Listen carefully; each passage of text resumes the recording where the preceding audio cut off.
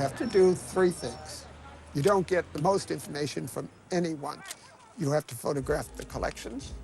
You have to photograph the women on the street who have bought the things and how they're wearing them.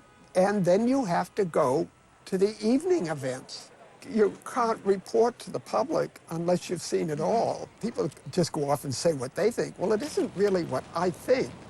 It's what I see.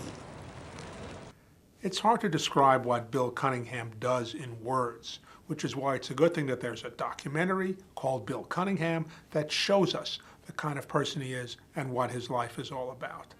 Bill Cunningham is a reporter, photographer for the New York Times who uses, he says, his camera as if it was a notepad. For the past 40 years, he's bicycled around the streets of Manhattan, taking pictures of fashion that he sees on the street, of men and women who are dressed in what he considers an interesting artistic way.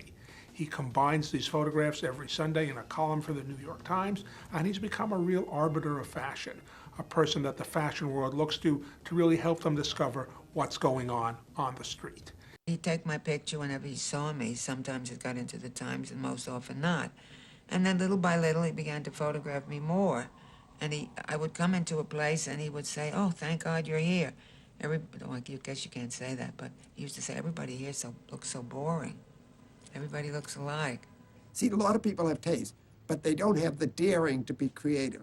Here we are in an age of the cookie-cutter sameness. There are a few that are rarities. Someone that doesn't look like they were stamped out of 10 million other people looking all the same. He is an artist, an obsessive artist, kind of like Simon Rudea, who designed the Watts Towers, or Eugene Auger, who photographed the buildings of Paris. He's created a marvelous body of work over these decades, and it's a real privilege to watch this film, to see him work, to be going on and on into his 80s, photographing fashion. For the Los Angeles Times, this is Kenneth Turan.